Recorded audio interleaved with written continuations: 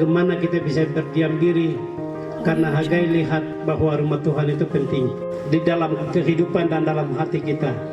Karena itu gedung yang kita akan bangun dari jemaat ini, gedung itu akan dibinasakan oleh Allah pada waktu Tuhan akan datang. Tetapi apa yang kita bangun itu sebelum Yesus datang, kita menunjukkan bahwa kita juga sudah bangun bait yang kudus. Itu maksud Allah. Dibalik dari pembangunan rumah biasa atau gedung-gedung ibadah, itu dibalik itu ada makna-makna penting, yaitu rohani. Untuk membangun rumah Tuhan, perhatikanlah keadaanmu. Ini Alkitab. Firman Tuhan berkata, perhatikanlah keadaanmu. Setelah dia berbicara ayat di bawah, dia berkata, kamu makan banyak tetapi tidak sampai kenyang, kamu pakai pakaian tetapi badanmu tidak sampai panas, kami minum tetapi tidak sampai kenyang atau puas, dan kamu mendapat banyak tetapi hasilnya sedikit. Dan apa yang kamu lakukan itu taruh di pundi-pundi yang berlobang. Hari ini kita memberi sedikit berkat, itu kita bukan taruh di pundi-pundi yang berlobang. Kita taruh rumah Tuhan, amin. Orang banyak sekali taruh uang besar di pundi-pundi yang berlobang, tetapi di bawah tidak tahu, tikus kasih lubang, pundi-pundi itu akhirnya isinya habis, tinggal kantung kosong.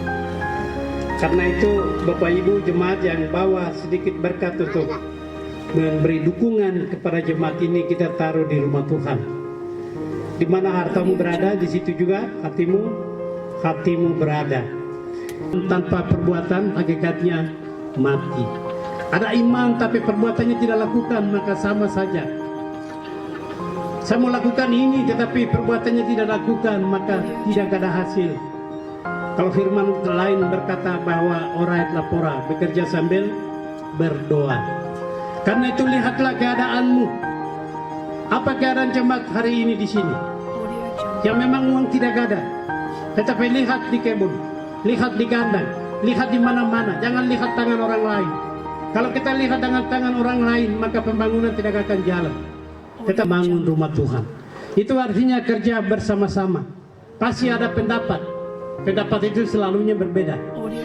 Tetapi biarpun pendapat berbeda, tapi tujuan sama untuk membangun rumah Tuhan. Karena itu bekerja sama itu penting. Bekerja sama untuk mengerjakan pekerjaan Allah, untuk membangun rumah Tuhan. Pada waktu kita bekerja bersama, disitulah Tuhan akan buat hal-hal yang tidak pernah kita pikirkan akan terjadi. Apa yang kita praktekkan di sini di surga itu hanya tinggal masuk hidup seperti Tuhan. Sibuk membangun gedung ibadah, tetapi kita abaikan jiwa-jiwa yang masuk surga, itu penting. Karena itu ayat 1 dan 2 bilang, di situ ada orang dari tugas masing-masing, dari pemerintahan ada di sana, dari nabi di situ, dari raja ada di situ, dan di situ ada imam. Ini ada maksud-maksud. Orang lain urus di bagian ini, orang lain urus di bagian ini, tapi jangan lupa jabatan nabi dan imam. Pembangunan, tetapi pembangunan jiwa yang masuk surga itu melalui ibadah persembahan khusus di jemaat ini. Tetapi kita semua status yang sama di gereja di mana-mana. Di Kelasi Siklop ini banyak tempat yang membangun gedung ibadah. Kantor Kelasi juga sedang bangun, sedang memulai. Tapi kalau kita mengabaikan yang maksud Tuhan, yaitu gereja yang sesungguhnya, amanat Tuhan, dan membangun tubuh Kristus yang tidak binasa ini, maka Tuhan akan campur tangan dan Tuhan buat sesuatu yang luar biasa. Tetapi pelayanan gereja tidak dilakukan dan kita fokus yang lain, maka itu mungkin penundaan bisa terjadi. Karena itu kita mau membangun rumah Tuhan, jangan lupa membangun bait Allah yang kudus. Bapak Ibu sekalian, ulangi bahwa Musa lakukan itu hal yang penting. Musa tidak cari barang-barang yang ada di tangan orang lain.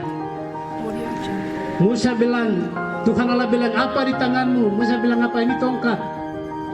Coba. Karena itu utamakan Tuhan dan lakukanlah firman.